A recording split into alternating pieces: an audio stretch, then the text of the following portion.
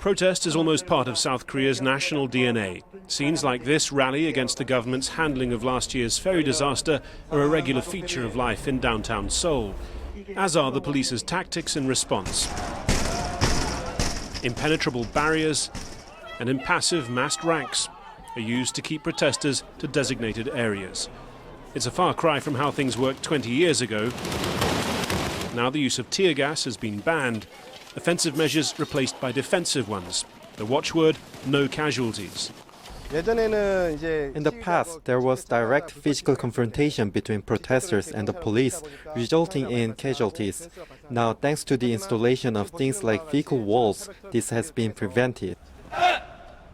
It's a transformation the police say that reflects huge advances elsewhere, for instance in battling cybercrime and improving DNA investigation. All of it worthy of promotion overseas, in what's being called the K-Police Wave, part of the national brand. South Korea's police are at pains to point out that this is just one element of the K-Police Wave, the techniques that they're exporting to other countries. Nonetheless, this kind of crowd control is probably the most controversial of that entire program. Protests end up becoming just for those inside the walls. Citizens outside the police wall feel separated and think that those people inside are different from them. The nature of protests is openness, but the walls hinder communication with society. At the police university, Colombian officers are trained in cybercrime techniques. The police emphasize that the program, which has seen exchanges with 69 other countries, is about sharing all kinds of expertise.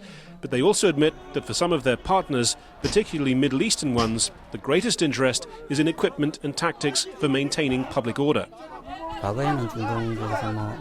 Guns or chemical munitions were used in the past in the Middle East. I don't have precise knowledge, but the concept of human rights is rising in the Middle East.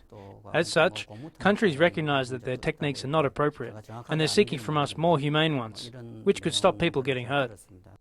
At home, the police's unbeatable array of measures provokes both praise for its professionalism and non-violence and criticism of the unbending way in which dissent is managed and sometimes stifled.